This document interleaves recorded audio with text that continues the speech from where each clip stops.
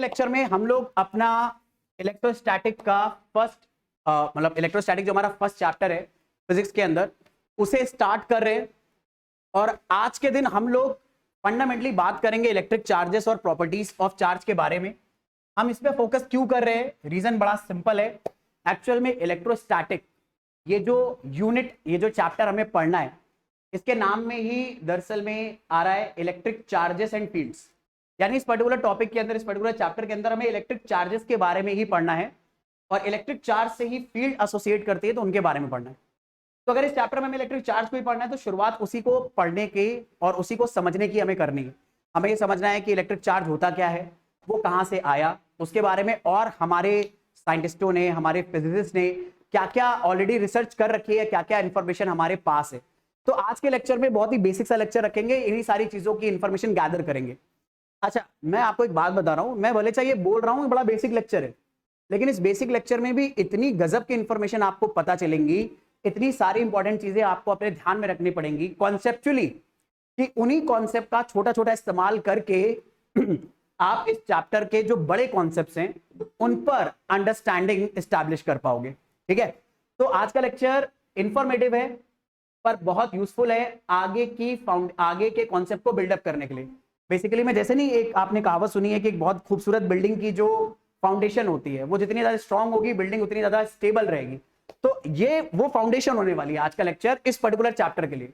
अच्छा, इस particular chapter की इंपॉर्टेंस मैं आपको बता दूं, इससे आपके सिलेबस में बहुत सारे क्वेश्चंस आएंगे, चाहे वो आपके स्कूल एग्जाम के यूनिट टेस्ट हो, चाहे आपके हाफ ईयरली एग्जाम्स हो, चाहे आपके बोर्ड एग्जाम हो, चाहे प्री बोर्ड हो, चाहे कुछ भी हो। ठीक है, मैं ऐसा मान के चल रहा हूं कि इस बार टर्म 1 टर्म 2 जैसी चीज नहीं होगी, पूरा सिलेबस ही आपके फाइनल्स में आएगा।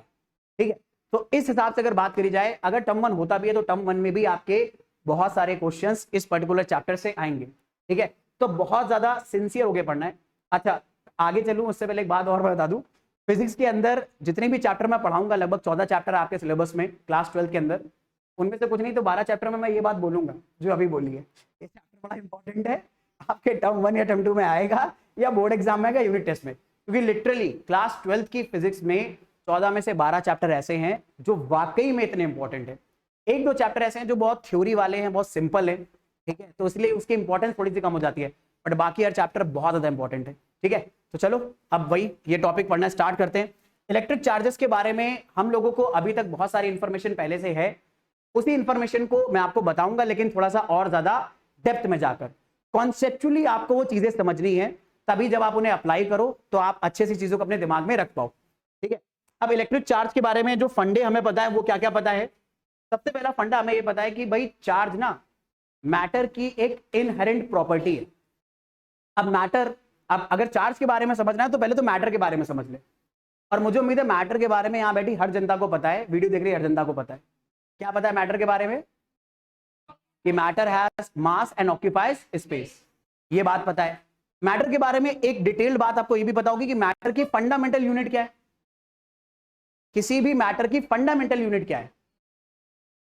मतलब जब मैं ये बात बोलता हूं कि मैटर की फंडामेंटल यूनिट, तो इसका मतलब क्या है? इसका मतलब है कि वो फंडामेंटली किस इंडिपेंडेंट पार्टिकल से मिलकर बना है। तो यस, कोई भी मैटर एटम या एटम से मिलकर बने हुए मॉलिक्यूल से ही मिलकर बना होता है। यानी किसी भी मैटर की फंडामेंटल प्रॉपर्टी क्या है, फंडामेंटल पार्टिकल क्या है? एटम।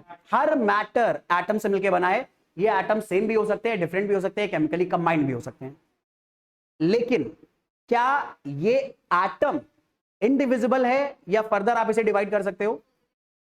यस, फर्दर हम इसे डिवाइड कर सकते हैं, और एक एटम के अंदर इलेक्ट्रॉन भी होगा, प्रोटॉन भी होगा और न्यूट्रॉन भी होगा। इसके अलावा भी और पार्टिकल्स होते हैं जो अगर थोड़ा सा साइंस में इंटरेस्ट लेता है तो उन्हें पता होगा, क्वार्क्स भी होते हैं, ये भी होता है, वो भी होता है, इलेक्ट्रॉन्स भी होते हैं, बहुत सारे और अलग पार्टिकल होते हैं। तो मेरा एक सवाल ये है आप सभी से, क्योंकि आप सबने इतनी साइंस पढ़ रखी है, कि मैटर का जो फंडामेंटल पार्टिकल है हम एटम क्यों बोल रहे हैं?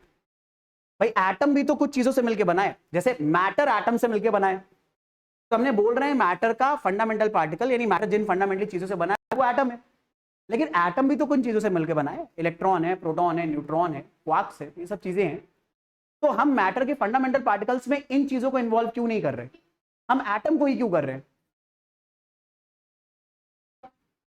क्योंकि वो मतलब सिर्फ इसलिए कि इलेक्ट्रॉन, प्रोटॉन और न्यूट्रॉन जैसी चीजें बाद में इन्वेंट हुई, इसलिए हम उसे मैटर का फंडामेंटल यूनिट नहीं बोलेंगे, नहीं।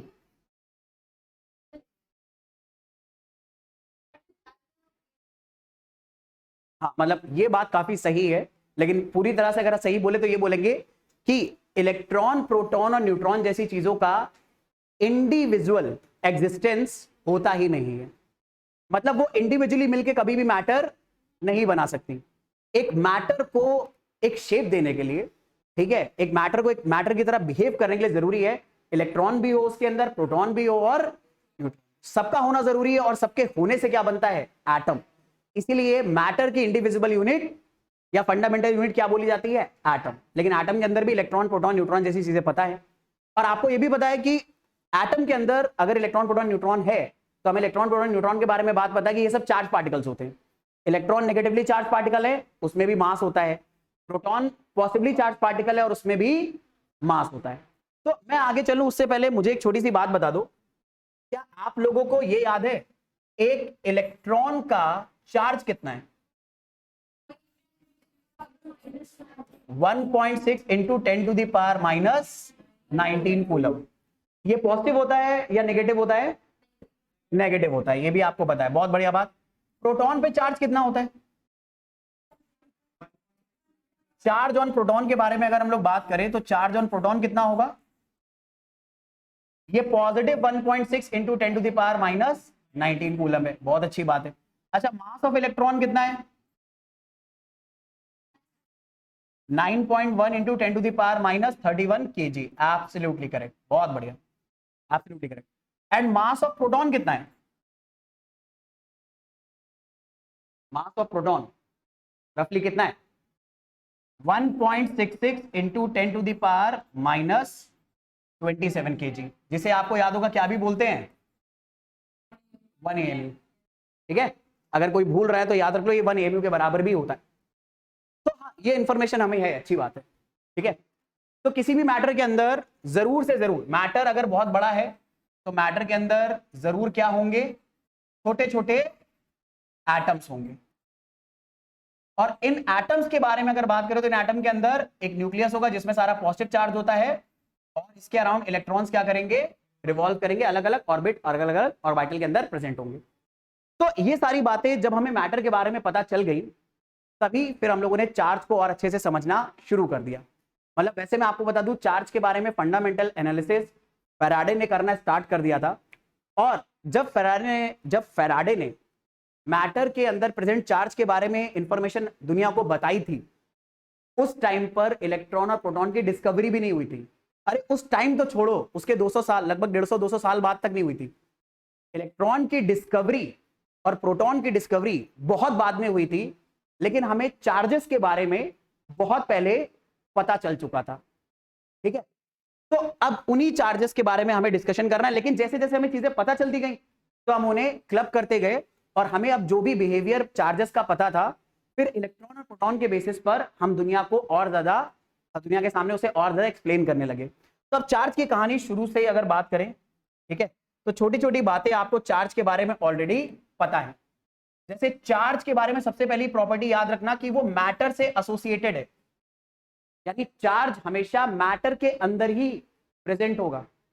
ठीक है, ये बात याद रखना, चार्ज जो है वो मैटर से एसोसिएटेड है। अगर कोई चीज मैटर नहीं है तो उसके अंदर चार्ज भी नहीं होगा। For example, light is not a matter, तो उसके अंदर कोई चार्ज भी नहीं होता है। और इसी वजह से जो लाइट है वो ना तो पॉजिटिव चार्ज की तरफ अट्रैक्ट होती है, ना पॉजिटिव चार्ज की तरफ रिपेल होती है। तो अगर कोई चीज मैटर है तभी उसके अंदर चार्ज हो सकता है, अगर वो मैटर नहीं है तो उसके अंदर चार्ज कभी भी एग्जिस्ट नहीं करेगा। ठीक है, ये एक बड़ी इंपॉर्टेंट बात है। और चार्ज की एक खास बात है, ये थोड़ा सा एडवांस बात है, ये हम लोग जैसे जैसे आगे चैप्टर पढ़ेंगे और अच्छे से समझेंगे। पर खास बात यह है कि चार्ज अपने, मतलब चार्ज जो है वो प्रोड्यूस कर सकता है और एक्सपीरियंस कर सकता है इलेक्ट्रिक फील्ड और मैग्नेटिक फील्ड। ठीक है, या इलेक्ट्रिक और मैग्नेटिक इफेक्ट, ये क्या होते हैं इन्हें हम लोग ज्यादा डिटेल में जैसे जैसे लेक्चर आगे प्रोसीड करेगा तब समझेंगे। बट फिलहाल मैग्नेटिक फील्ड तो पता है ना आप सबको, मैग्नेट के अगल बगल जो फील्ड होती है जहां पर आप मैग्नेट का फोर्स एक्सपीरियंस कर सकते हो उसे मैग्नेटिक फील्ड बोलते हैं। ऐसे ही चार्ज के अगल बगल इलेक्ट्रिक फील्ड होती है। ठीक है, जैसे एग्जाम्पल के तौर पे बताऊं, जब हम अपने क्या नाम है कॉम को हेयर्स पे रब करते हैं तो छोटे छोटे हम लोग एक्चुअल में जो क्लॉथ के पीस है या मान लो पेपर पीस है उन्हें अट्रैक्ट कर लेते हैं दूर से ही, तो वो इलेक्ट्रिक फील्ड की वजह से आता है, इलेक्ट्रिक इफेक्ट की वजह से आता है। ज्यादा डिटेल एनालिसिस, ज्यादा डिटेल कॉन्सेप्ट थोड़ा सा बाद में समझेंगे, क्योंकि अभी हमारा फोकस सिर्फ और सिर्फ चार्ज को अंडरस्टैंड करने पे। चार्ज का कच्चा चिट्टा तो समझे, फिर चार्ज के साथ जो चीजें जुड़ी हैं इसका कच्चा चिट्टा बाद में पढ़ेंगे। ठीक है, तो सबसे इंपॉर्टेंट बात पहले पॉइंट से जो निकल कर आई है, जो आपको ध्यान रखनी है कि चार्ज सिर्फ किसके अंदर प्रेजेंट हो सकता है, मैटर के अंदर। अगर कोई चीज मैटर नहीं तो उसके पास चार्ज नहीं। और मैटर की पहचान क्या है, डेफिनेटली उसके पास क्या होगा, मास, और वो कुछ ना कुछ स्पेस ऑक्यूपाई करेगा। ठीक है, चलो गुड टू हियर। अच्छा, अब हम लोग मैटर के साथ अगर चार्ज को एसोसिएट कर रहे हैं तो फैराडे ने दुनिया को ये बता दिया था कि हर मैटर पे ना सिर्फ दो में से एक ही तरह का चार्ज आ सकता है, या तो किसी भी मैटर पे पॉजिटिव चार्ज आ सकता है या किसी भी मैटर पे नेगेटिव चार्ज आ सकता है। लेकिन मैं आपको एक बात बताऊं, जब फैराडे ने ये बात दुनिया को बताई थी कि मैटर के ऊपर या तो पॉजिटिव चार्ज आएगा या फिर नेगेटिव चार्ज, उस टाइम तक इलेक्ट्रॉन की डिस्कवरी नहीं हुई थी। तो फैराडे ने ये तो बता दिया था कि मैटर पे दो ही तरह का चार्ज पॉसिबल है, और फैराडे इतने रिनाउंड साइंटिस्ट थे उस टाइम पर कि दुनिया उनकी बातों को फॉलो करती थी, क्योंकि वो एक्सपेरिमेंट के बेसिस पर, कॉन्सेप्ट के बेसिस पर वो चीजें डिफाइन कर पाते थे, लोगों को दिखा पाते थे। लेकिन उस टाइम तक हम ये समझ ही नहीं पा रहे थे कि क्यों कोई चीज पॉजिटिवली चार्ज हो जाती है और क्यों कोई चीज नेगेटिवली चार्ज हो जाती है। कोई चीज पॉजिटिव चार्ज कब होती है, नेगेटिव चार्ज कब होती है, ये हमें तभी पता चला जब डिस्कवरी हो गई इलेक्ट्रॉन्स की।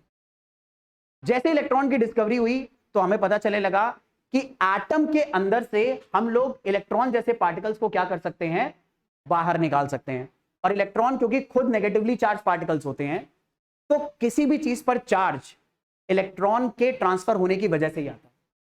कोई भी चीज अगर पॉजिटिवली चार्ज होगी तो भी इलेक्ट्रॉन के ट्रांसफर की वजह से होगी, और कोई भी चीज अगर नेगेटिवली चार्ज होगी तो भी वो इलेक्ट्रॉन के ट्रांसफर की वजह से ही होगी। ठीक है, यानी इस पॉइंट में मैं बड़ी इंपॉर्टेंट चीज आपको समझा रहा हूं जो आपको ध्यान रखनी है। किसी भी मैटर पे चार्ज सिर्फ किसकी वजह से आएगा, गेन और लॉस ऑफ इलेक्ट्रॉन्स की वजह से। चार्ज में प्रोटॉन्स का इन्वॉल्वमेंट कभी भी नहीं होता है। ठीक है, किसी भी मैटर पे जो चार्ज आएगा वो इलेक्ट्रॉन के लॉस या गेन की वजह से आएगा। क्या है वो आइडिया, अगर मैं फटाफट आपको बता दूं, बड़ा सिंपल सा आइडिया है। ठीक है, तो उसके लिए एक मिनट मैं ब्लैक स्क्रीन पे लेकर चल रहा हूं आपको। ब्लैक स्क्रीन पे ये बात कर लेते हैं।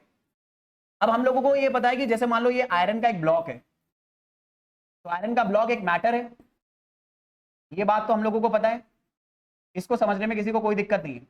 अब आयरन का ब्लॉक अगर एक मैटर है तो इसमें छोटे छोटे आयरन के बहुत सारे एटम्स होंगे, जिनमें से मैं चंद एटम्स आपके सामने बना दे रहा हूं, और इनमें से एक एटम आपको जूम करके दिखा रहा हूं। ठीक है, इनमें से एक एटम आपको मैं जूम करके दिखा रहा हूं। तो अगर आप इस एटम को जरा ध्यान से देखोगे तो इस एटम के सेंटर में न्यूक्लियस होगा, जिसमें सारा का सारा पॉजिटिव चार्ज होगा, जिससे हम क्या भी बोलते हैं, प्रोटॉन्स बोलते हैं। और इसके आजू बाजू इलेक्ट्रॉन्स क्या कर रहे होंगे, रिवॉल्व कर रहे होंगे। अब मैं यार एक्चुअल में सारे इलेक्ट्रॉन्स नहीं बना रहा आयरन के, क्योंकि बहुत सारे होते हैं, 26 इलेक्ट्रॉन होते हैं, टाइम वेस्ट होगा। आप इंट्यूटिव आइडिया तो समझ ही सकते हो। तो अब होता क्या है, अगर मुझे इस आयरन के ब्लॉक को चार्ज प्रोवाइड करना है तो या तो मैं इस आयरन ब्लॉक को एक्स्ट्रा इलेक्ट्रॉन दे दूं या इसके अंदर से इलेक्ट्रॉन निकाल लूं। मैं प्रोटॉन के साथ कोई भी छिड़खानी नहीं कर सकता। वाई, क्यों नहीं कर सकता, क्योंकि प्रोटॉन फिक्स होते हैं और इलेक्ट्रॉन फिक्स नहीं होते हैं, क्योंकि प्रोटॉन थोड़ा अंदर है। ओके, एक ये आइडिया है, प्रोटॉन थोड़ा अंदर है। आपका आंसर था प्रोटॉन अपनी जगह पर। बच्चा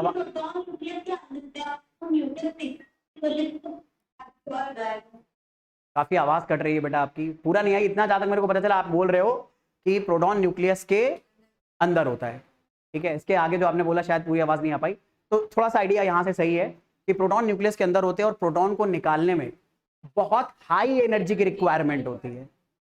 ठीक है, एक्चुअल में प्रोटॉन कभी भी चार्ज जनरेट करने में पार्टिसिपेट इसलिए नहीं करता है क्योंकि प्रोटॉन को न्यूक्लियस से निकालने में कहीं ज्यादा एनर्जी चाहिए इलेक्ट्रॉन के कंपैरिजन में। ठीक है, तो भाई वही वाली बात है कि जो हमारा क्या नाम है बॉर्नविल है, वो हम लोग स्पेशल ओकेजन पे ही खा सकते हैं, लेकिन 10 रुपए वाली जो चॉकलेट है वो कभी भी खा सकते हैं।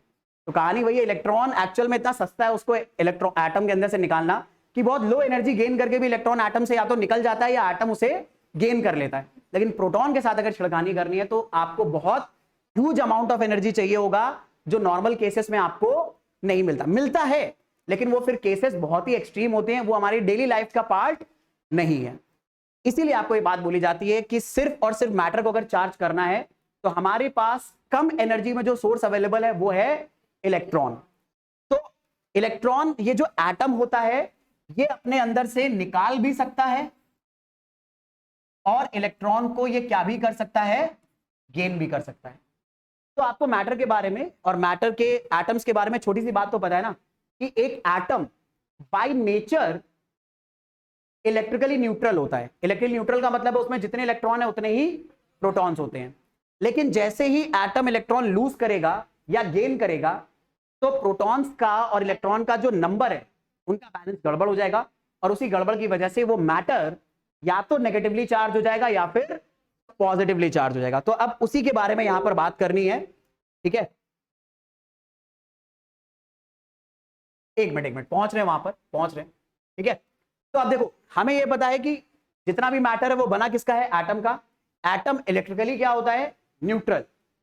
अब इलेक्ट्रिकली न्यूट्रल एटम का मतलब क्या है, इलेक्ट्रिकली न्यूट्रल में एटम का मतलब है इसमें नंबर ऑफ प्रोटॉन और नंबर ऑफ इलेक्ट्रॉन आपस में बराबर है।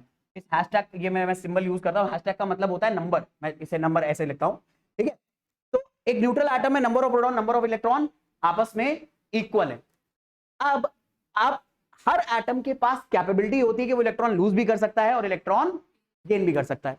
जैसे ही उसने इलेक्ट्रॉन गेन करे तो इलेक्ट्रॉन का नंबर ज्यादा हो जाएगा और प्रोटॉन का नंबर कम। तो नंबर ऑफ प्रोटॉन जैसे ही कम हो जाएंगे नंबर ऑफ इलेक्ट्रॉन से, तो हमारा जो एटम है वो नेगेटिवली चार्ज हो जाएगा और उसे बोलेंगे हम लोग एनायन। और जैसे ही एटम इलेक्ट्रॉन लूज कर देगा तो नंबर ऑफ प्रोटॉन ज्यादा हो जाएंगे नंबर ऑफ इलेक्ट्रॉन से, और उसके ऊपर ओवरऑल कैसा चार्ज आ जाएगा, पॉजिटिव, और उसे हम लोग क्या बोल देंगे, कैनायन। तो अभी तक मैंने जो बात बताई उसमें बस आपको ध्यान रखना है कि एक मैटर चार्ज सिर्फ नेगेटिव और पॉजिटिव अपने ऊपर रख सकता है। नेगेटिव चार्ज लाने के लिए उसे इलेक्ट्रॉन गेन करने पड़ेंगे और पॉजिटिव चार्ज लाने के लिए उसे इलेक्ट्रॉन निकालने पड़ेंगे। प्रोटॉन्स एक्सचेंज नहीं हो सकते, ठीक है। लेकिन क्या इसका यह मतलब है कि प्रोटॉन के चार्ज का मैटर के चार्ज से कोई लेना देना नहीं है? क्या इसका यह मतलब है? भले चाहे मैटर को चार्ज करने में प्रोटॉन पार्टिसिपेट नहीं करता, यह बात पक्की है, इलेक्ट्रॉन के ट्रांसफर से ही कोई भी चार्ज पार्टिकल, कोई भी मैटर आप चार्ज करोगे। लेकिन क्या इसका यह मतलब है कि किसी भी मैटर के चार्ज होने में प्रोटॉन का कोई रोल ही नहीं है? बिल्कुल है भाई। क्यों रोल है, जरा नोटिस करो। जब प्रोटॉन का नंबर इलेक्ट्रॉन से ज्यादा हुआ तब पॉजिटिव चार्ज ज्यादा हुआ है, तो पॉजिटिव चार्ज का रोल होता है। लेकिन अल्टीमेटली ट्रांसफर किस चीज का हो सकता है, सिर्फ इलेक्ट्रॉन का। आप किसी एक एटम से दूसरे एटम को प्रोटॉन नहीं दे सकते, ठीक है, क्योंकि अगर आपने एक एटम से प्रोटॉन निकाल दिया तो वो एटम अपनी आइडेंटिटी ही क्या कर देगा, खत्म। क्योंकि आपको पता है एक एटम की आइडेंटिटी उसके अंदर प्रेजेंट प्रोटॉन्स की वजह से होती है। प्रोटॉन अगर आपने छेड़खानी कर दी तो वो एटम बचेगा ही नहीं, कुछ और बन जाएगा। तो याद रखना, ये बड़ा इंपॉर्टेंट आइडिया है। बाकी छोटी मोटी बातें यही आपको याद रखनी है, और मुझे उम्मीद है ये सब यार बड़ा सिंपल सा आइडिया है। जो मुझे डिटेल में आपको बताना था वो मैंने बता दिया, कॉन्सेप्चुअली से अंडरस्टैंड करके रखिएगा।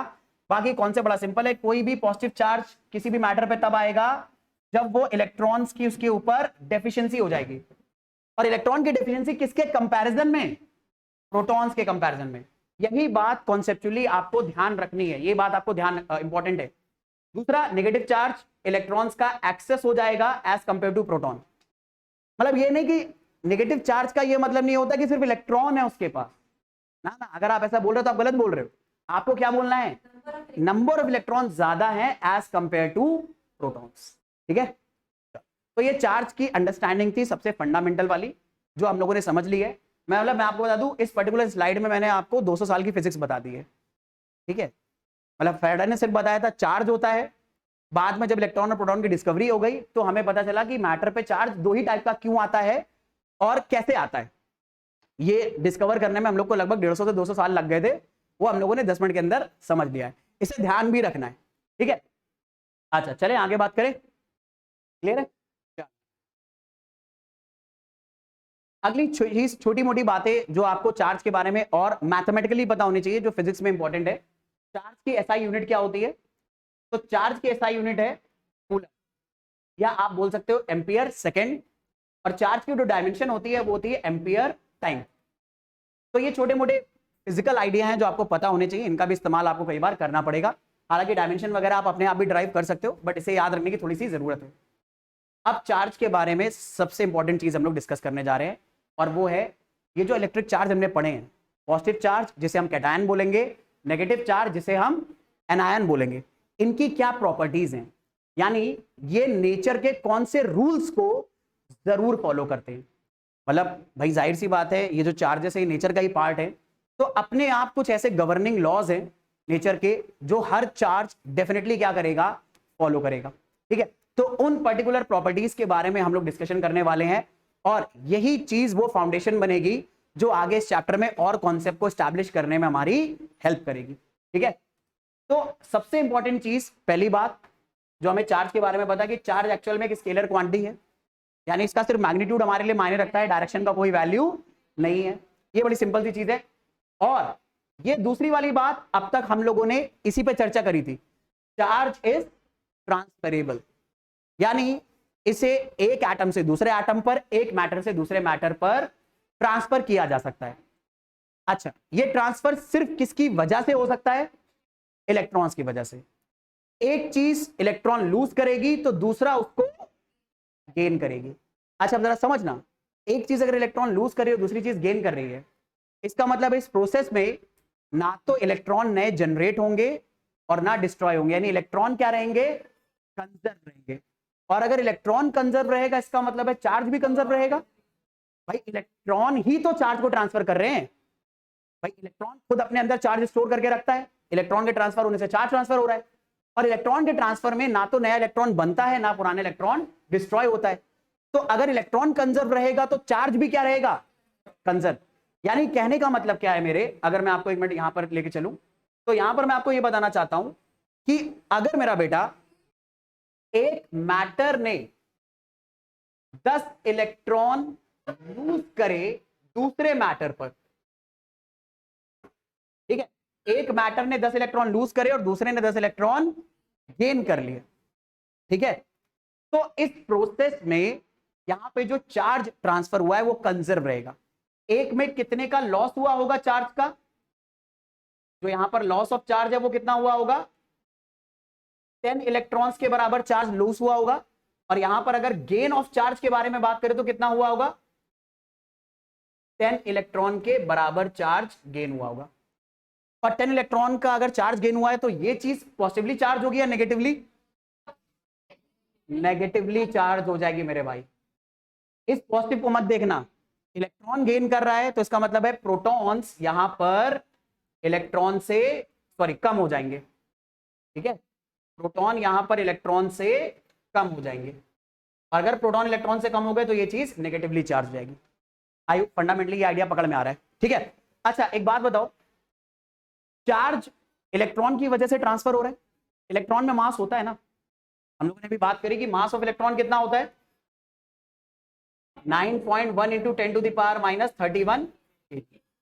तो एक बात बताओ, जब एक मैटर से दूसरे मैटर पर चार्ज का ट्रांसफर होगा तो सिर्फ चार्ज ही ट्रांसफर हो रहा होगा कि मास भी ट्रांसफर हो रहा होगा, डेफिनेटली मास भी ट्रांसफर हो रहा होगा, भले चाहे बहुत कम हो रहा होगा लेकिन डेफिनेटली मास भी ट्रांसफर हो रहा होगा। और जो चीज इलेक्ट्रॉन गेन कर रही है उसका मास बढ़ रहा होगा या घट रहा होगा, बढ़ रहा होगा।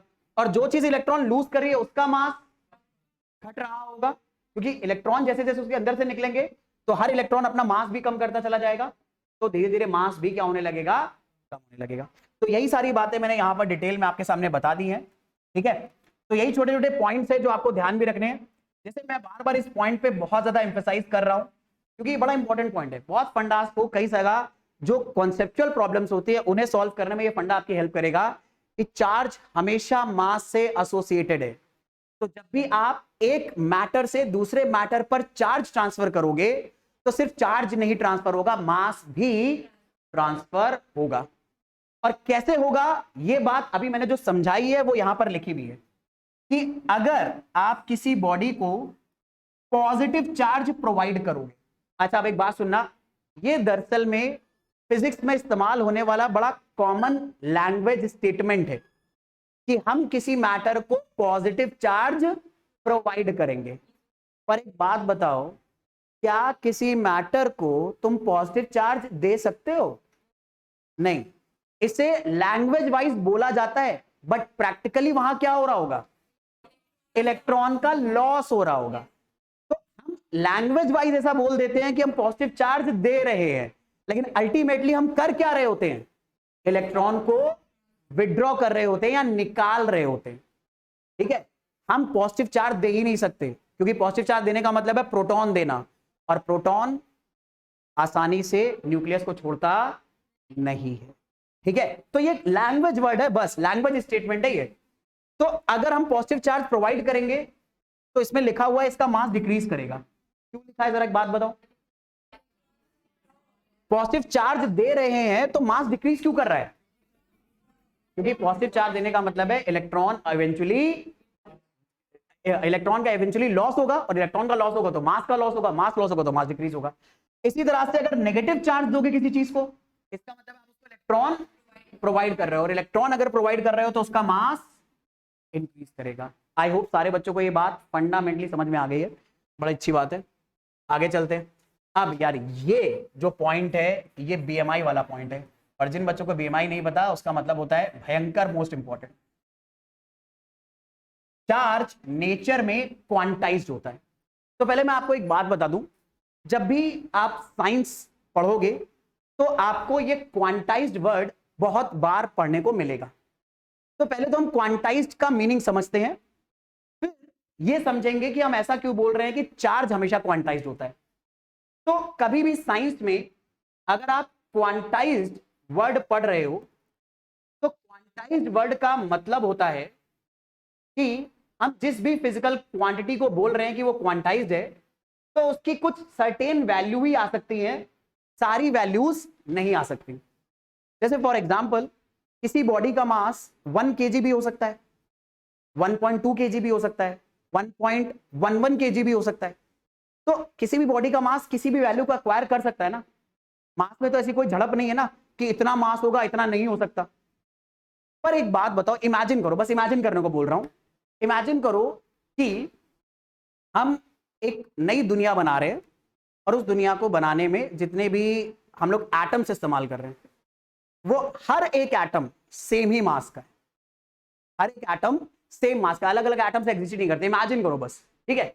अब अगर अलग अलग एटम एग्जिस्ट ही नहीं करते और जो हम नई दुनिया बनाने वाले हैं वो एक ही टाइप के एटम से बनाने वाले हैं, सुनना मेरी बात, और इस एटम का मास आपके कैलकुलेशन के इजीनेस के लिए मैं बोल देता हूं 2 ग्राम है।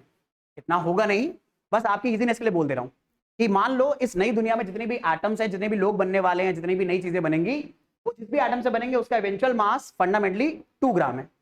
तो मैंने एक आदमी बनाया, ठीक है, इन एटम से, और इन एटम से अगर ये आदमी मैंने बनाया और मैंने इसको बनाने में 200 एटम्स का इस्तेमाल करा, तो एक बात बताओ, इस आदमी का जो मास निकलेगा, इस पर्सन का जो मास आएगा, क्या वो 200 टाइम्स होगा 2 ग्राम का?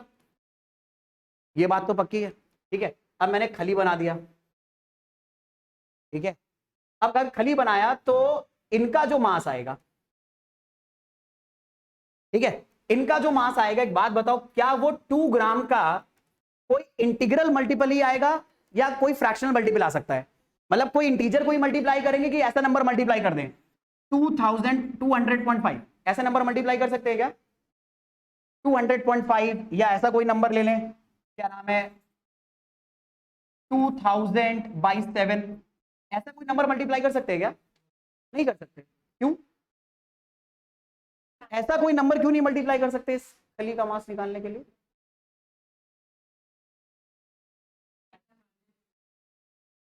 क्योंकि एटम आधा नहीं हो सकता भाई। ये खली जब बनेंगे तो इन पूरे पूरे एटम का इस्तेमाल करके बनेंगे ना। तो एटम आधे नहीं हो सकते, फ्रैक्शन में नहीं हो सकते, तो इनका मास कभी भी 2 ग्राम का फ्रैक्शनल मल्टीपल नहीं आ सकता। आएगा कैसा? Integral multiple. ठीक है, आप 2000 ले सकते थे, अकेले 7 ले सकते थे, 7000 ले सकते थे, लेकिन फ्रैक्शन में नहीं ले पाओगे। क्यों? क्योंकि भाई जब ये खली बने होंगे तो इसमें बहुत सारे एटम्स आए होंगे, और वो एटम्स पूरे पूरे रहे होंगे ना, कि 2000 रहे होंगे, 4000 रहे होंगे, 5000 रहे होंगे, बट 5000 डिवाइडेड बाई 3 थोड़ी हो सकते हैं। एटम फ्रैक्शन में नहीं आ सकता, और एटम फ्रैक्शन में नहीं आ सकता तो खली का मास भी फ्रैक्शन में कभी भी एटम के मास के फ्रैक्शन में कभी नहीं आ सकता। बात समझ रहे हो? तो इनका जो मास बनेगा, यानी जो नई दुनिया बनेगी, इसमें हर पर्सन का जो मास आएगा वो हमेशा क्या रहेगा? 2 ग्राम का इंटीग्रल मल्टीपल। तो कभी भी साइंस में आपको कोई ऐसी फिजिकल क्वांटिटी मिले जो एक पर्टिकुलर वैल्यू का ही इंटीग्रल मल्टीपल हो, तो हम बोलते हैं वो चीज क्वांटाइज्ड है, हम बोलते हैं वो चीज क्वांटाइज्ड है। तो इसलिए चार्ज को भी क्या बोला जाता है? क्वांटाइज बोला जाता है। क्यों? अब उस फंडे को समझ लो। अब देखो, अभी ये मतलब बहुत बड़ा एग्जांपल लिया था आपको समझाने के लिए, लेकिन अब चार्ज के हेल्प से समझोगे ना तो चुटकी में आपको समझ में आ जाएगा व्हाई वी आर सेइंग कि चार्ज क्वांटाइज्ड होता है। अब एक बात समझो, ये मान लो हमारा मैटर 1 है। अब इस मैटर को मैं चार्ज देना चाहता हूं, मैं इसे नेगेटिवली चार्ज देना चाहता हूं, तो नेगेटिवली चार्ज देने के लिए मैं क्या करूंगा? इसको इलेक्ट्रॉन प्रोवाइड करूंगा ना, तो मैं इसको या तो 1 इलेक्ट्रॉन दे सकता हूं, या फिर 2 इलेक्ट्रॉन दे सकता हूं, या फिर 3 इलेक्ट्रॉन दे सकता हूं। ऐसा पॉसिबल है क्या कि मैं इसको 4.5 इलेक्ट्रॉन दे दूं? इज इट पॉसिबल कि 4.5 इलेक्ट्रॉन दे दूं? पॉसिबल है कभी? नहीं पॉसिबल है ना। तो जरा समझना, अगर मैंने इस मैटर को 1 इलेक्ट्रॉन दिया, तो 1 इलेक्ट्रॉन देने पर कितना चार्ज दे दूंगा मैं? 1.6 into 10 to the power minus 19। अगर 2 इलेक्ट्रॉन दिए तो कितना चार्ज दूंगा? 2 into 1.6 into 10 to the power minus 19। अगर 3 इलेक्ट्रॉन दिए तो 3 into 1.6 into 10 to the power minus 19। बात समझ रहे हो ना? लेकिन क्या मैं इतने इलेक्ट्रॉन के बराबर चार्ज दे पाऊंगा? नहीं। क्यों नहीं दे पाऊंगा? क्योंकि आधा इलेक्ट्रॉन जैसी कोई चीज एग्जिस्ट करती नहीं है। तो इसका मतलब है इस मैटर को जो भी चार्ज मिलेगा वो इलेक्ट्रॉन के चार्ज का कैसा मल्टीपल होगा? Integral multiple. और इंटीग्रल मल्टीपल होने की वजह से हम बोलते हैं कि चार्ज क्वांटाइज्ड है। कभी भी कोई चीज अगर सर्टेन वैल्यू के इंटीग्रल मल्टीपल में ही आ रही है, तभी आप उस चीज को साइंस की लैंग्वेज में क्या बोलते हो? कि वो क्वांटाइज्ड है। क्वांटाइज का मतलब है सर्टेन वैल्यू तो लेगी, पर बाकी सारी वैल्यूज को वो अवॉइड कर देगी, क्योंकि ऐसी कोई चीज एग्जिस्ट करेगी नहीं। ठीक है, क्लियर है मेरी बात? तो याद रखना, चार्ज हमेशा कैसा रहेगा? क्वांटाइज रहेगा। और चार्ज अगर क्वांटाइज रहेगा तो इसलिए चार्ज निकालने का ये फॉर्मूला आप जूनियर क्लासेस से पढ़ते आ रहे होगे। किसी भी मैटर के ऊपर चार्ज होता है तो आपने फॉर्मूला रट लिया होगा ना, Q इक्वल टू N होता है, जहां पर N नंबर ऑफ इलेक्ट्रॉन है और E चार्ज ऑन इलेक्ट्रॉन होता है। अब रीजन समझ में आया कि ये फॉर्मूला आया कहां से? क्योंकि चार्ज हमेशा क्या रहता है? क्वांटाइज, जहां पर N कैसा इंटीजर होगा? पॉजिटिव या फिर Y नेगेटिव। भाई अगर इलेक्ट्रॉन वो गेन कर रहा है तो नेगेटिव चार्ज आएगा, तो N की वैल्यू कई बार नेगेटिव आ जाएगी। अगर पॉजिटिव चार्ज आ रहा है तो उस पर प्लस N आने लगेगा। ठीक है, हालांकि ये N अगर मैग्नीट्यूड वाइज बात करो तो हमेशा कैसा आएगा? पॉजिटिव ही आएगा।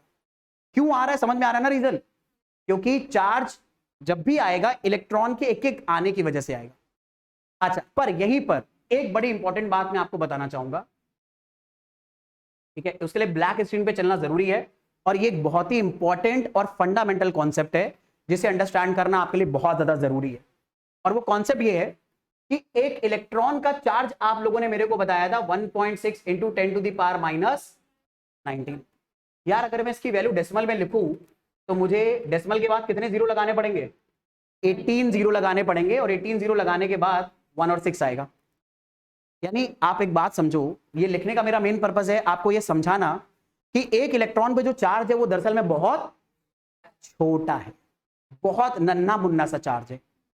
तो बहुत नन्हा मुन्ना चार्ज होने की वजह से मैं आपको एक बात बताऊं, जैसे एक मैटर अगर मैंने लिया तो इस मैटर पे ना 1 कूलम चार्ज भी आ सकता है, 1.01 कूलम चार्ज भी आ सकता है, 1.02 कूलम चार्ज भी आ सकता है, और 1.03 कूलम चार्ज भी आ सकता है।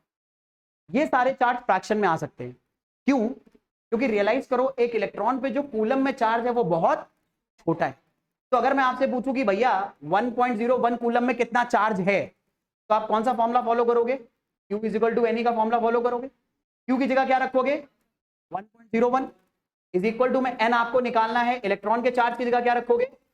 1.6 into 10 to the power minus 19। आप जरा सोचो एन की वैल्यू अगर आपको निकालनी है तो आप इस नंबर को डिवाइड कर दोगे, आए ना बोल दो। अब मेरा बच्चा ठंडे दिमाग से सिंपल सी मैथ समझना, मैं कैलकुलेट नहीं करने वाला, बस आपको समझाने वाला हूं। 10 टू द पावर माइनस 19 ऊपर जाएगा तो पॉजिटिव हो जाएगा। अब खुद मेरे जनता आप सोचो 1.6 ये जो डिनोमिनेटर है, पहली बात तो आपको 10th क्लास में एक वो याद है, थ्योरम पढ़ी थी आप लोगों ने कि अगर कभी भी एक फ्रैक्शन में denominator 2 to the power m into 5 to the power n के फॉर्म में अगर एक्सप्रेस हो जाए तो कैसा वाला डेसिमल नंबर देता है? टर्मिनेटिंग डेसिमल नंबर देता है। यानी ये 2 टू द पावर के टर्म में आ रहा है, यानी ये आंसर डेफिनेटली क्या हो जाएगा? टर्मिनेट हो जाएगा कभी ना कभी। डेसिमल के 4 पॉइंट बाद हो, 5 पॉइंट बाद हो, 6 पॉइंट बाद हो, पर ये वैल्यू कभी ना कभी जरूर डेसिमल को एंड कर देगी। और अगर इसने डेसिमल को एंड कर दिया तो तुम्हारे पास 10 को किससे मल्टीप्लाई करना है? 19 से, तो वो डेसिमल भी हट ही जाएगा ना। और डेसिमल अगर हट गया तो कोई ना कोई इंटीजर आएगा। But what I meant to say, आप लोग जरा अपने कैलकुलेटर भी निकालो और 1.01 को जरा 1.6 से डिवाइड करके देखो क्या आ रहा है नंबर। 1.01 को जरा 1.6 से डिवाइड करके देखो तुरंत क्या आ रहा है नंबर। 1.01 को जरा 1.6 से डिवाइड करके देखो, 0.63125 आ रहा है। यानी 5 प्लेस के बाद ये नंबर क्या हो गया? टर्मिनेट हो गया। अब यार इस नंबर में तुम 10 टू द पावर 19 से मल्टीप्लाई कर रहे हो, तो 10 टू द पावर 19 से मल्टीप्लाई करोगे तो आंसर क्या आएगा? 6263125 इंटू 10 टू द पावर 14। और ये नंबर क्या है? एक इंटीजर है या नहीं? अरे डेफिनेटली इंटीजर है यार, कहीं डेसिमल वेसिमल नहीं आ रहा ना। तो ये वैल्यू किसकी आ रही है? एन की आ रही है। तो एन क्या आ रहा है? इंटीजर। और एन का इंटीजर आना जरूरी है क्योंकि एक मैटर के ऊपर अगर इलेक्ट्रॉन्स गए हैं तो वो इंटीजर में ही जाएंगे, 2, 4, 10 या बिलियंस एंड बिलियंस, लेकिन जाएंगे सब किसमें? इंटीजर में। तो आपको मैं इस पर्टिकुलर आइडिया में क्या बताना चाह रहा हूं कि इलेक्ट्रॉन पे चार्ज इतना कम होता है, इतना छोटा होता है कि उसके सामने 1 कूलम, 1.01 कूलम, 1.02 कूलम या ऐसे नंबर्स बहुत बड़े होते हैं। मतलब सोचो जरा, मैंने चार्ज बस कितना लिया है? 1.01 कूलम, यानी जो हमारी एसआई यूनिट है उसमें बस 1 की वैल्यू वाला वैल्यू लिया है, और उसमें इलेक्ट्रॉन कितने आ रहे हैं? 10 टू द पावर 14 के ऑर्डर के आ रहे हैं। मतलब समझ रहे हो, इतने सारे इलेक्ट्रॉन हैं, इतने छोटे से चार्ज में इतने सारे इलेक्ट्रॉन ऑलरेडी इन्वॉल्व हो चुके हैं। तो जब आप यूजुअली कूलम चार्ज के साथ डील करोगे ना, तो कूलम चार्ज में फ्रैक्शनल वैल्यू आ सकती है। क्यों आ सकती है? क्योंकि एक इलेक्ट्रॉन पे चार्ज इतना कम है कि कूलम के बराबर चार्ज बनाने में अपने आप ही इंटीजर के बराबर इलेक्ट्रॉन लग जाएंगे। लेकिन अगर चार्ज बहुत कम लेकर चल रहे हो आप, जैसे अगर मैं ऐसा एक क्वेश्चन दूं, ये मैं सारी स्क्रीन से ये सारी चीज इरेज कर देना हूं, 1 मिनट, ठीक है? 1 मिनट लीजिए।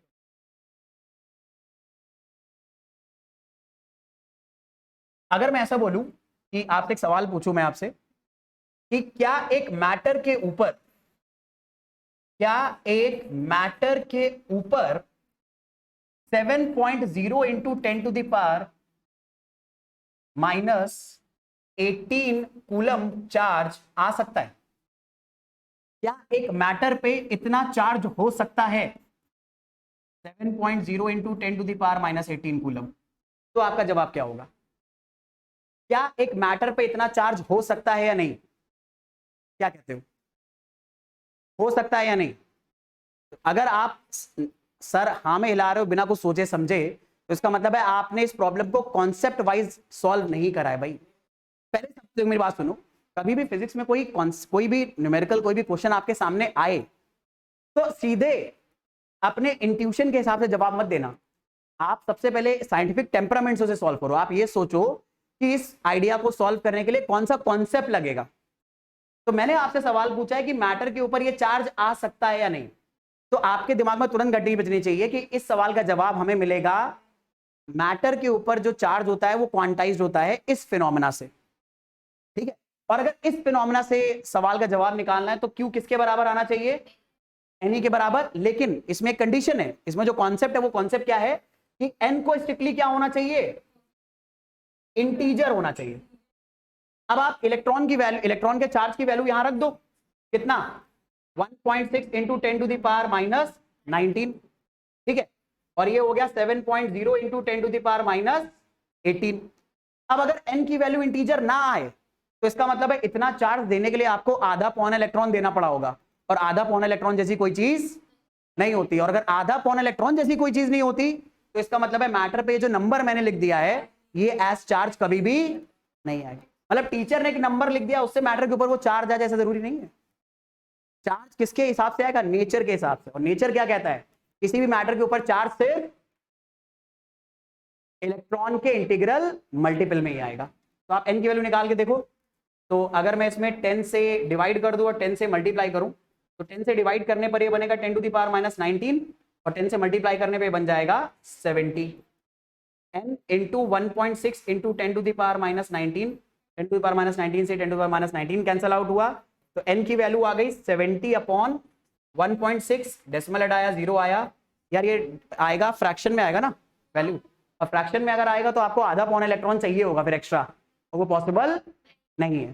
कितना आ रहा है जरा बता दो भाई, 70 अपॉन 60, 70 अपॉन 16 जरा सॉल्व करो, ये नंबर आ जाएगा आपका 4 आपका 6 बचेगा 4.375 इंटू 10, यानी आपको नंबर ऑफ इलेक्ट्रॉन कितने चाहिए 43.5। यार 43 मिल सकते हैं या 44 मिल सकते हैं, ये 43 पॉइंट पौना इलेक्ट्रॉन कहां से लाओगे भाई, ऐसी कोई चीज एग्जिस्ट करती नहीं है। तो इसका मतलब है एक मैटर के ऊपर कभी भी ये चार्ज नहीं है। तो नोटिस करना ये charge 10 to the power minus 18 के ऑर्डर का दिया था, तो अगर इलेक्ट्रॉन के चार्ज के आसपास का चार्ज है तो वो आप जरूर क्रॉस चेक करना कि वो हो सकता है एग्जिस्ट ना करे। लेकिन अगर 1 कूलम 2 कूलम दे रखा है तो ऐसा सोचने की जरूरत नहीं है, वो फिर पक्का हमारे क्वांटाइज प्रॉपर्टी को फॉलो कर रहा होगा, वहां पर फिर क्रॉस चेक करने की जरूरत नहीं है। हो सकता है आंसर निकालना हो अलग बात है, लेकिन फिजिक्स उसे रोकेगी नहीं, बिल्कुल फिजिक्स कहेगी हाँ भाई आप इसके आगे जो बात करना चाहते हो वो कर सकते हो बिना किसी दिक्कत के। शैल वी कंटिन्यू, ठीक है। तो ये बड़ा इंपॉर्टेंट आइडिया था, इसके बारे में छोटी छोटी बातें याद रखना। अब आ जाते हैं अगली प्रॉपर्टी पे, ये मैंने आपको बताई दी थी, ये चार्ज हमेशा क्या रहता है कंजर्व, क्यों, क्योंकि एक्चुअल में चार्ज किसी भी बॉडी पर लाने के लिए एक बॉडी इलेक्ट्रॉन लूज करती है और दूसरा, तो बस इलेक्ट्रॉन इस प्रोसेस में ना तो प्रोड्यूस होते हैं ना डिस्ट्रॉय, सिर्फ क्या होते हैं रीडिस्ट्रीब्यूट होते हैं, ट्रांसफर होते हैं। तो इसलिए चार्ज हमेशा क्या रहेगा कंजर्व। और एक बॉडी जितना चार्ज लूज करेगी दूसरी एग्जैक्टली उतना ही क्या करेगी गेन, अपने आप हवा से चार्ज को नहीं निकाल लेगी कि बढ़ जाएगा, ये बात बड़ी इंपॉर्टेंट है, ठीक है। तो जैसे अगर मैं आपको ये बोलूं फटाफट सिंपल सी बात, ये एक मेरी 1 बॉडी थी और ये मेरी एक सेकंड बॉडी थी। फर्स्ट बॉडी ने अगर लूज करा या इसने लॉस करा 10 कूलम चार्ज, फर्स्ट बॉडी ने 10 कूलम चार्ज लूज करा, तो सेकंड बॉडी कितना चार्ज गेन करेगी, गेन ऑफ चार्ज कितना होगा 10 कूलम भी होगा ना, ऐसा नहीं 10.1 हो जाएगा 10.5 हो जाएगा। और इनमें से किसके मास में डिक्रीज होगा और किसका मास इंक्रीज करेगा, फर्स्ट वाले का मास डिक्रीज करेगा, सेकंड वाले का इंक्रीज करेगा। कितना डिक्रीज कितना इंक्रीज करेगा, मास कितना इंक्रीज होगा।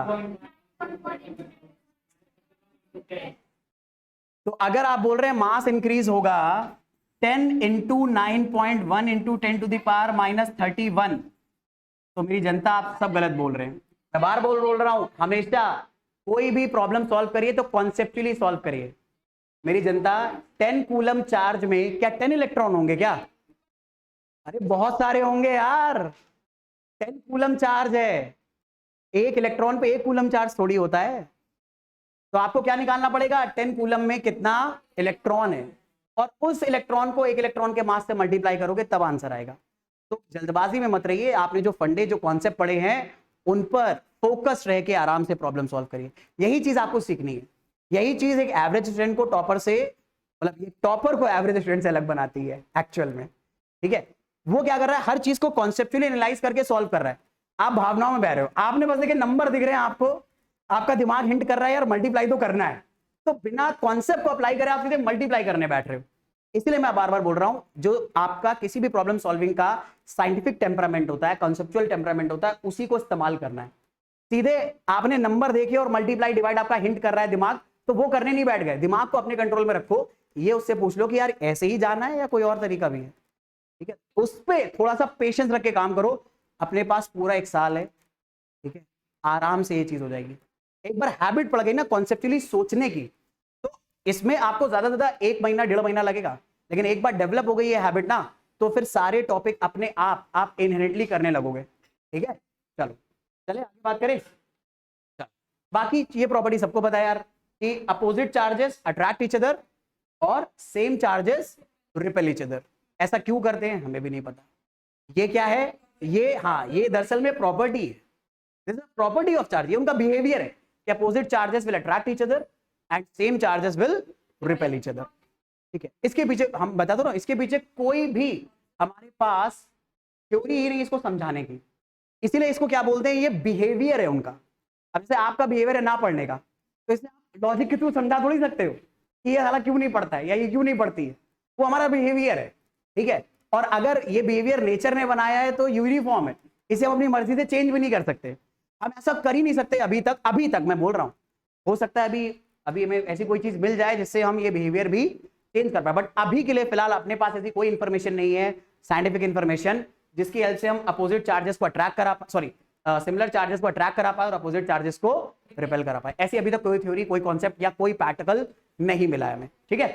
चलो, और पता नहीं मैं ऐसा बोल रहा हूं अब तक कोई डिस्कवर हो गया हो, कल परसों में पता भी चल जाए, देयर इज अ पॉसिबिलिटी, ठीक है। बाकी अब एक इंपॉर्टेंट बात, हमें ये तो पता चल गया एक नॉर्मल जो मैटर होता है वो इलेक्ट्रिकली न्यूट्रल होता है, लेकिन उसे चार्ज करा जा सकता है, उसे आप पॉजिटिवली चार्ज भी कर सकते हो और नेगेटिवली चार्ज भी दे सकते हो, ठीक है। सवाल है करोगे कैसे, या जो पुराने जमाने में फैराडे ने एक्सपेरिमेंट करे थे चार्जेस को डेवलप करने के, वो कैसे करे थे, तो उस टाइम पे बड़ा सिंपल सा तरीका था, फ्रिक्शन, ठीक है।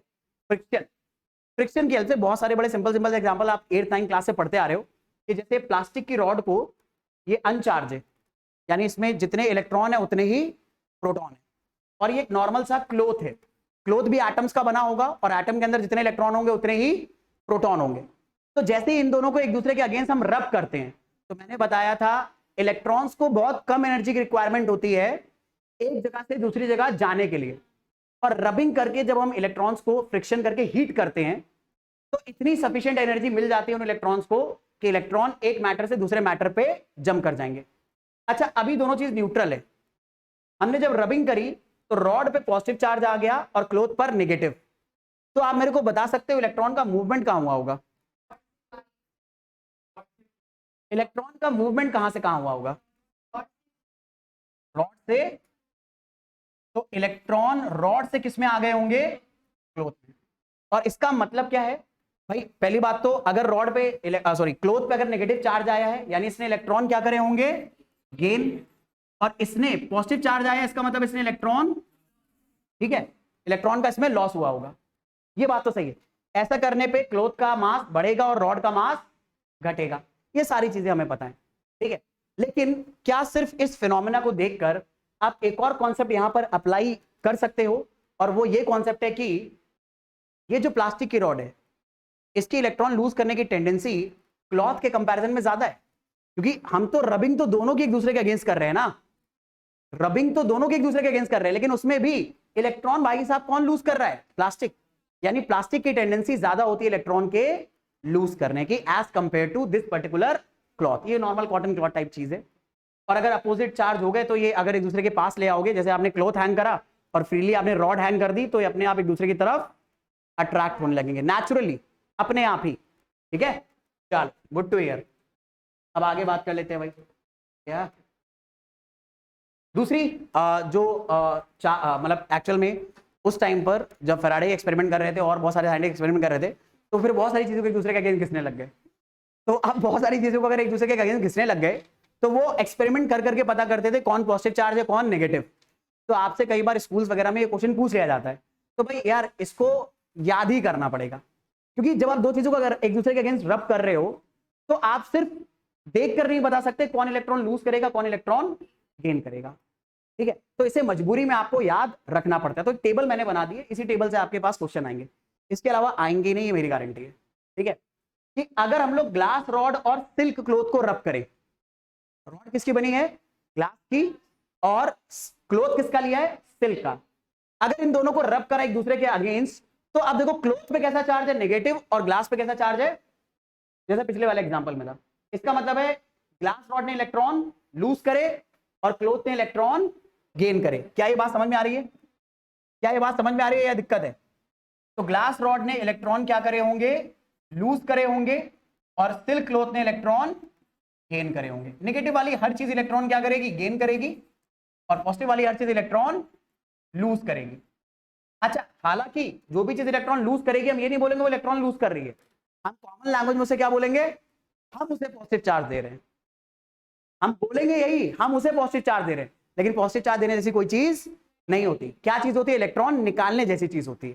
ठीक है, अगला, वुलन क्लोथ अगर आपने लिया, यानी वूल लिया, कोई भी ऊन का कपड़ा लिया, और उसे रबर शूज या एम्बर, एम्बर समझ गए ना, वो मटेरियल होता है, क्या नाम है, जिसके कभी कभी वो बनते हैं, रिंग्स वगैरह बनते हैं ऐसा, ठीक है, रिंग्स वगैरह में हम यूज करते हैं उसको, या प्लास्टिक लिया, तो वुलन क्लोथ इलेक्ट्रॉन लूज करके पॉजिटिवली चार्ज हो जाएगा, और रबर शूज, एम्बर, प्लास्टिक, ये सब क्या हो जाएंगे? पॉजिटिवली चार्ज हो जाएंगे। इसलिए आपने नोटिस करा होगा कि कभी कभी जैसे आपके घर में अगर दरी हो या आप कहीं पर चल रहे हो, तो अगर आप रबर की चप्पल पहन के उसके ऊपर रब चलने लगो और अचानक से कोई मेटल उसको टच कर लो, तो आपको झटका लगता है बहुत। ठीक है, वो इसकी वजह से हुआ था क्योंकि जब आप रबर के शूज या चप्पल पहन के उसके ऊपर चल रहे थे, तो बेसिकली आप फ्रिक्शन क्रिएट कर रहे थे। फ्रिक्शन से उस दरी या उस क्या नाम है, क्या बोलते हैं उसको यार, कारपेट, उस कारपेट के ऊपर और आपके रबर शूज के बीच में इलेक्ट्रॉन का ट्रांसफर हुआ, आप भी चार्ज हो गए, वो भी चार्ज हो गए, और आपने गलती से किसी चीज को टच कर लिया, तो चार्ज के मूवमेंट की वजह से आपको करंट या शॉक लगता है। ठीक है, ऐसे ही ड्राई हेयर का कॉम्ब के साथ अगर आपने करा, तो ड्राई हेयर इलेक्ट्रॉन क्या करते हैं? लूज करते हैं, और कॉम्ब इलेक्ट्रॉन क्या करती है? गेन करती है। ऐसे ही कैट की स्किन को एबोनाइट रॉड, एबोनाइट रॉड क्या होती है? बहुत हार्ड प्लास्टिक होती है, बहुत हार्ड प्लास्टिक को अपन बोलते हैं एबोनाइट रॉड। एबोनाइट एक्चुअली में एक ब्रांड है, उतनी हार्ड प्लास्टिक बनाता है, उतना पॉपुलर हो गया है कि उसकी प्लास्टिक को हम क्या बोलने लगे? एबोनाइट। ठीक है, तो वही वाली बात है, कैट स्किन इलेक्ट्रॉन लूज करेगी, और एबोनाइट, इसका मतलब है क्या? एबोनाइट का मतलब है हार्ड प्लास्टिक, बहुत हार्ड प्लास्टिक, बहुत हार्ड रबर होती है बेसिकली में, ये बहुत हार्ड रबर होती है। तो ये इलेक्ट्रॉन क्या करेगी? गेन करेगी। ठीक है, आई होप ये आइडिया पकड़ में आ रहा है सारे बच्चों को। तो ये याद रखने की जरूरत है कि अगर इन दोनों चीजों को आप एक दूसरे के अगेंस्ट रब करते हो, तो कौन इलेक्ट्रॉन लूज करेगी, कौन गेन करेगी। इनका क्रॉस नहीं कर सकते आप, क्रॉस इफेक्टिव नहीं होता है, इनके पेयर्स ही आपस में इफेक्टिव है। ऐसा नहीं कर सकते कि रबर शूज को आपने कैट स्किन के साथ रब करा तो काम चल जाएगा, वो फिर इतना मुश्किल से, वो इतना आसानी से काम नहीं करेगा। ठीक है, चलो अब आगे बात कर लेते हैं। ये तरीका था चार्जिंग बाय फ्रिक्शन। एक दूसरा तरीका होता है जिसे हम लोग बोलते हैं charging by induction, charging by induction. ठीक है, तो मुझे लगा कंडक्शन लिखा हुआ था, तुमने बोल दिया, तो मैंने कहा भाई लिखा तो मैंने इंडक्शन ही था, कंडक्शन अपने आप आ गया क्या? ठीक है, तो हाँ, चार्जिंग बाय इंडक्शन में क्या होता है, तो पहले एक बात बता दूं, ये वर्ड भी, जो इंडक्शन वर्ड है, ये भी आप फिजिक्स में और साइंस में कई बार पढ़ोगे। इंडक्शन का मतलब होता है किसी दूसरे के इन्फ्लुएंस में एक सर्टेन तरीके से बिहेव करना। ठीक है, जैसे समझ गए ना, खरबूजे को देख के रंग बदलता है, तो यहां पर वही हो रहा है। यहां पर हो क्या रहा है, कहानी क्या है, बड़ी सिंपल सी, हर एक मैटर इलेक्ट्रिकली न्यूट्रल होता है, इसका मतलब उसमें प्रोटॉन भी है और इलेक्ट्रॉन भी है, लेकिन सिर्फ इलेक्ट्रॉन ही ऐसी चीज है जो अपनी जगह से मूव कर सकते हैं, प्रोटॉन अपनी जगह से मूव कभी नहीं करते। तो हमने क्या करा, एक रॉड को पहले से नेगेटिवली चार्ज बना लिया। कैसे बनाया? फ्रिक्शन की हेल्प से। फ्रिक्शन की हेल्प से तो बना सकते हो ना भाई, सिल्क को ग्लास रॉड के अगेंस्ट रब करो तो सिल्क क्लोथ नेगेटिवली चार्ज हो जाएगा, या रबर की रॉड ले लो, उसे आप वुलन क्लोथ के अगेंस्ट रब करो तो वो नेगेटिवली चार्ज हो जाएगी। तो हमने उसको नेगेटिवली चार्ज बना लिया पहले से। नेगेटिव चार्ज बनाने के बाद एक न्यूट्रल स्पीसी के पास हम लेके गए, जिसके अंदर क्या भी थे, इलेक्ट्रॉन भी और प्रोटॉन भी। तो क्योंकि इलेक्ट्रॉन की मूव करने की टेंडेंसी होती है और opposite charges, like charges will repel each other, तो इस नेगेटिव चार्ज के एक्स्ट्रा इलेक्ट्रॉन इस न्यूट्रल स्पीशी के इलेक्ट्रॉन्स को क्या करने लगेंगे, रिपेल करने लगेंगे। तो जैसे रिपेल करेंगे, तो देखो नोटिस करो, जैसे ये रॉड इस न्यूट्रल स्पीशी के पास जा रही है, तो इलेक्ट्रॉन एक जगह इकट्ठा हो जा रहे हैं, जिसके चक्कर में दूसरी तरफ प्रोटॉन्स का एक्युमुलेशन, हालांकि प्रोटॉन कहीं गए नहीं, सिर्फ इलेक्ट्रॉन मूव कर गए, लेकिन दूसरी जगह पे पॉजिटिव चार्ज इकट्ठा हो गया और पहली जगह पर नेगेटिव चार्ज इकट्ठा हो गया। लेकिन ये इकट्ठा हुआ है, अभी भी ये स्पीशी कैसी है, न्यूट्रल है, क्योंकि अभी तक इलेक्ट्रॉन इस चीज को छोड़कर कहीं नहीं गए, वो इसी चीज के अंदर एक जगह क्या हो गए, शिफ्ट हो गए, लेकिन अभी छोड़कर नहीं गए। जैसे इस क्लासरूम में अगर आप बैठ के पढ़ाई कर रहे हो और आप सब एक ही कोने में इकट्ठा हो जाओ, तो क्लासरूम में जितने लोग थे उतने ही है ना कोई आया ना कोई गया। ऐसे इलेक्ट्रॉन बस एक जगह शिफ्ट हो गए, ठीक है, अभी वो कहीं गए नहीं है। तो इसमें चार्ज का डिस्ट्रीब्यूशन तो हुआ है, लेकिन अभी ये चीज एक्चुअल में चार्ज नहीं हुए। तो एक्चुअल चार्ज करने के लिए हमें क्या करना पड़ेगा, तो देयर आर सर्टेन तरीके जिनसे हम इंडक्शन की हेल्प से इस बॉडी को चार्ज कर सकते हैं। पहला तरीका है कि ये आपके पास एक न्यूट्रल स्पीशीज थी, आप इसके पास जैसे ही पॉजिटिव चार्ज की रॉड लेकर आए तो इलेक्ट्रॉन्स इसकी तरफ क्या होने लगेंगे, अट्रैक्ट, और इलेक्ट्रॉन्स अगर इसकी तरफ अट्रैक्ट होने लगे तो ये स्फीयर का लेफ्ट एंड कैसा हो जाएगा, नेगेटिवली चार्ज, और पॉजिटिव चार्ज दूसरी जगह पहुंच जाएगा। फिर इसके बाद एक तरीका होता है कि आप बस कुछ मत करो, एक वायर से इस रॉड को या इस स्फीयर को टच करो और उस वायर को ग्राउंड से टच करा दो। इस फिनोमेना को हम लोग साइंस की लैंग्वेज में बोलते हैं अर्थिंग करना। अब अर्थिंग का मतलब क्या होता है, अर्थ ना एक्चुअल में इनफाइनाइट सोर्स है इलेक्ट्रॉन्स का। आप इस अर्थ के अंदर इनफाइनाइट इलेक्ट्रॉन डंप भी कर सकते हो और जरूरत पड़ने पे इनफाइनाइट इलेक्ट्रॉन ले भी सकते हो।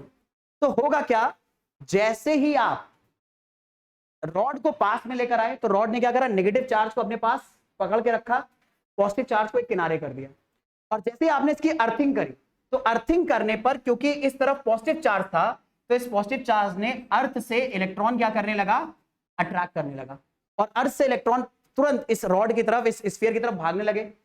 और रॉड की तरफ अगर स्फीयर की तरफ इलेक्ट्रॉन भागने लगे तो इस रॉड पर इलेक्ट्रॉन क्या हो जाएंगे, एक्स्ट्रा आ जाएंगे ना भाई। पहले तो इसके प्रोटॉन और इलेक्ट्रॉन दोनों बराबर बराबर थे, लेकिन जैसे ही अर्थिंग हमने करी तो इलेक्ट्रॉन एक्स्ट्रा आ गए ना, और इलेक्ट्रॉन अगर एक्स्ट्रा आ गए तो उसके ऊपर कैसा चार्ज हो जाएगा, नेगेटिवली चार्ज। तो ये रॉड इवेंचुअली कैसी हो जाएगी, लेकिन नोटिस करो अभी तक हमने इन दोनों बॉडीज को आपस में टच नहीं करा, सिर्फ एक दूसरे के पास लेकर आए। नोटिस करो ये टच नहीं कर रही है।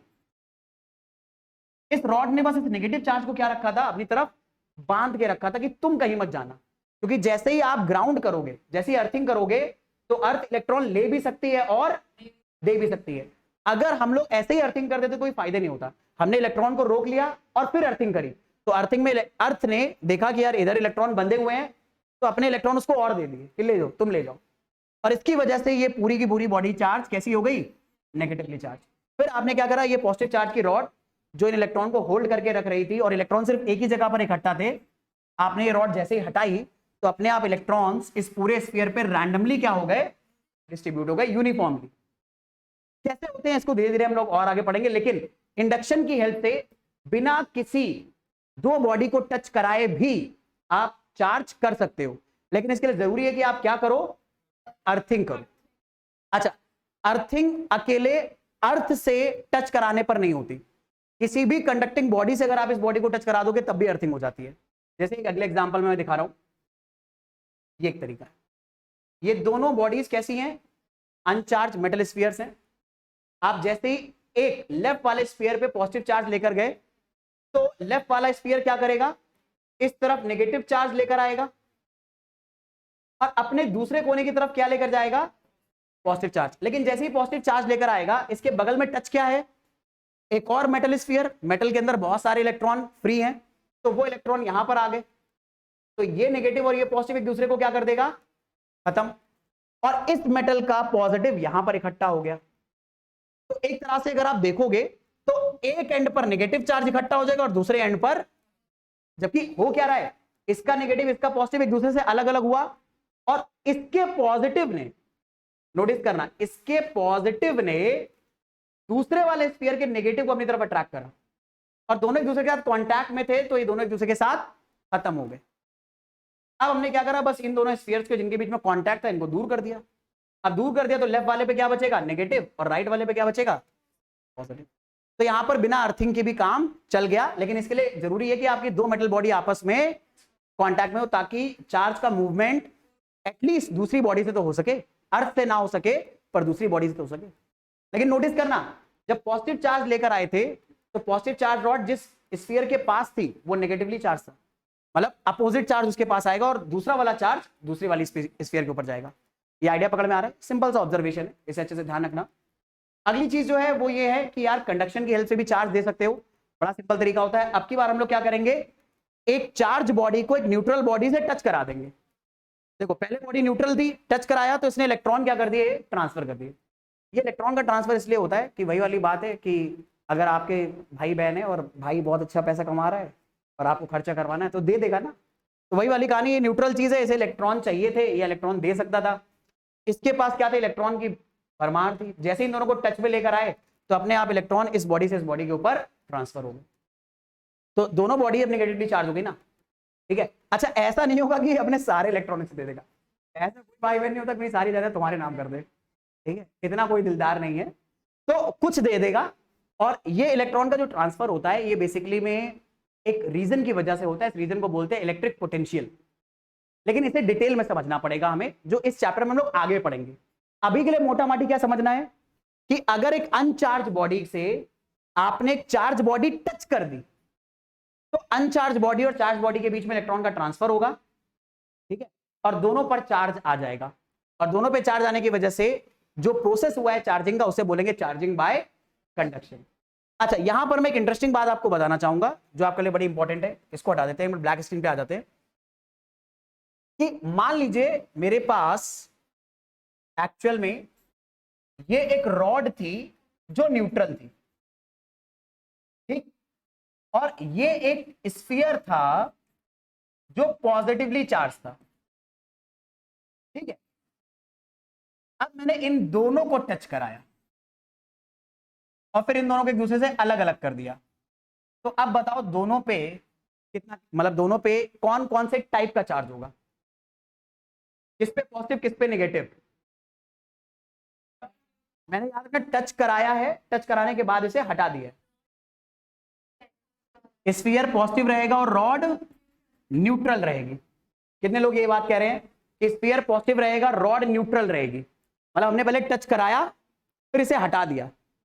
ठीक है, सुनना मेरी बात, हमने इसे टच कराया फिर इसे हटा दिया। हटाने के बाद मैं पूछ रहा हूं, हटाने के बाद स्फीयर पे कैसा क्या चार्ज रहेगा और न्यूट्रल पे कैसा चार्ज रहेगा, मतलब ये जो हमारी रॉड है इसके ऊपर क्या चार्ज रहेगा। रॉड पे पॉजिटिव चार्ज आएगा, बिल्कुल आएगा। भाई अगर आपके भाई ने आपकी बहन ने आपको रुपए दे दिए तो तुम अलग होने के बाद पैसे वापस थोड़ी कर दोगे, ये है फैक्ट है। यहाँ पर भी वही वाली मैच चल रही है। जैसे इसने इलेक्ट्रॉन, जैसे इसने चार्ज ट्रांसफर करा तो अब मेरे भाई दोनों के पास पॉजिटिव चार्ज हो जाएगा। लेकिन नोटिस करना यहाँ पर कितने मैंने पॉजिटिव चार्ज बनाया, 1 2 3 4 5 6 7 8 9। ठीक है, यहाँ पर अगर 5 है तो यहाँ पे 4 होगा। क्यों, क्योंकि चार्ज को क्या रहना चाहिए, कंजर्व रहना चाहिए। तो चार्ज दोनों बॉडीज के पास आएगा, एक के पास 5, और जरूरी नहीं एक के पास 5 हो एक के पास 4 हो सकता है दोनों पे बराबर बराबर आ जाए। मैंने इसे रैंडमली बना दिया बस कि चार्ज क्या रहेगा, कंजर्व रहेगा। अच्छा, लेकिन एक बात बताओ, इसने पॉजिटिव चार्ज दिया होगा क्या, इसको क्या हुआ होगा एक्चुअली में यहां पर, हाँ न्यूट्रल रॉड ने इसको इलेक्ट्रॉन दिए होंगे और इलेक्ट्रॉन देने की वजह से खुद क्या हो गई होगी, पॉजिटिव चार्ज हो गई। ये हुआ होगा यहां पर। पॉजिटिव चार्ज जैसी कोई चीज हम दे नहीं सकते, हम बल्कि क्या करते हैं, इलेक्ट्रॉन ले सकते हैं। तो ये पॉजिटिव चार्ज चीज अपना पॉजिटिव चार्ज दे नहीं रही है, उससे इलेक्ट्रॉन लेकर उसे फकीर बना दे रही है। बात समझ रहे हो ना। तो ये आपको फंडामेंटल आइडिया समझना है। और कभी भी दो चीजों को अगर आप टच में ले आए, जिसमें से एक बॉडी चार्ज थी एक अनचार्ज थी, या दोनों पे थोड़ा थोड़ा चार्ज था, तो वो चार्ज रीडिस्ट्रीब्यूट पक्का होगा।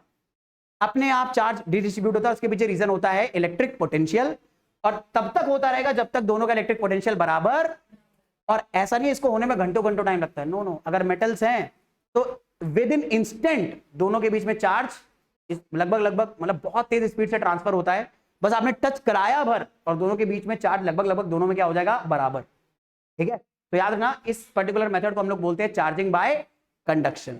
ठीक है, और याद रखना चाहे आप कंडक्शन कराओ चाहे इंडक्शन कराओ, जो कुछ भी कराओ, चार्ज का ट्रांसफर सिर्फ किसकी वजह से हो सकता है, इलेक्ट्रॉन्स की वजह से। तो हमेशा इस फंडे को ध्यान रखना कि आप इलेक्ट्रॉन को ही ट्रांसफर करके चार्ज कराओ।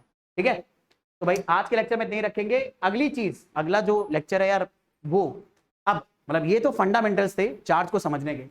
चार्ज का जो अट्रैक्टिव और रिपल्सिव नेचर होता है, अब उसको हमें क्वांटिफाई करना है, और उसे क्वांटिफाई हम लोग करेंगे इस मेथड की हेल्प से, और एक पर्टिकुलर आइडिया की हेल्प से। ये छोटा सा क्वेश्चन है, ये आप कर लेना प्रैक्टिस। जो हम लोग पढ़ने वाले नेक्स्ट क्लास में वो है कूलम्स लॉ। ये वो पर्टिकुलर रूल है, ये वो पर्टिकुलर लॉ है जो हमें बताएगा दो अपोजिट चार्ज के बीच में अगर अट्रैक्शन होता है तो कितना होता है, और अगर रिपल्शन होता है तो कितना होता है।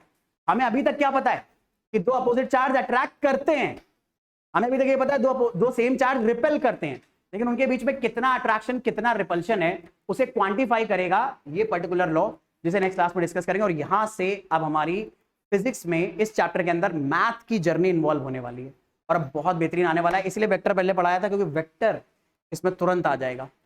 इसका जो वेक्टर फॉर्म है वो बड़ा इंपॉर्टेंट है, उसके ऊपर बहुत अच्छे से क्वेश्चन आते हैं, तो इसका डिस्कशन नेक्स्ट क्लास में रखेंगे।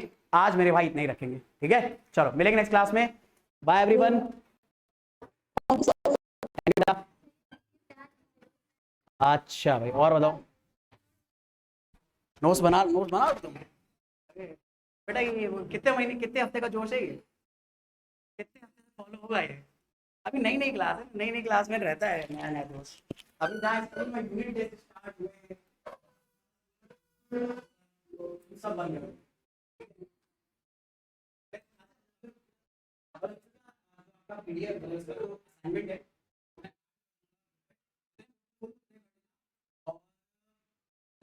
जो अभी तक गूगल क्लासरूम ज्वाइन नहीं करा है, मैं दोबारा भेज दूंगा।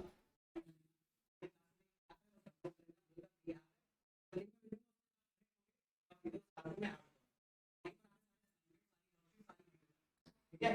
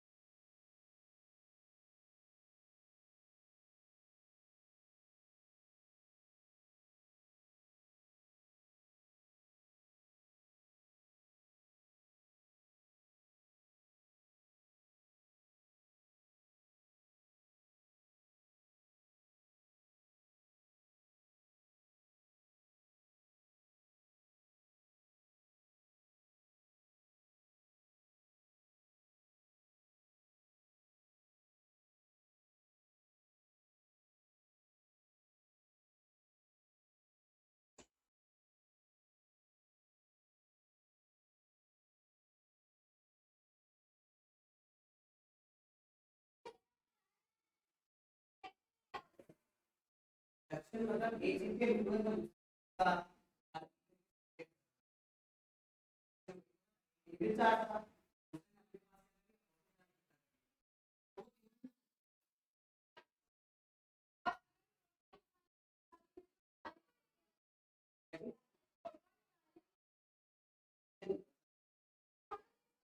उसके ऊपर अल्फा पार्टिकल बॉम्बार्डिंग कर दो।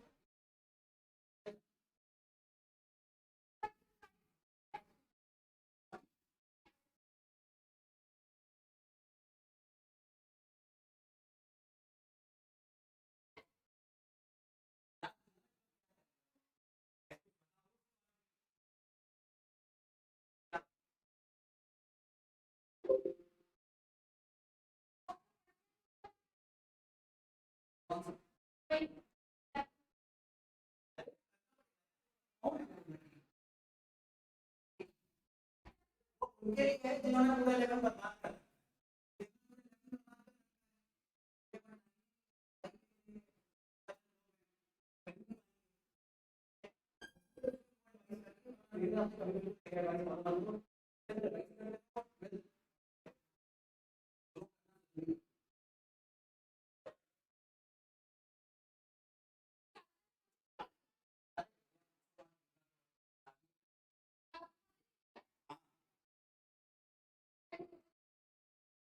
लगा इतना बुरा।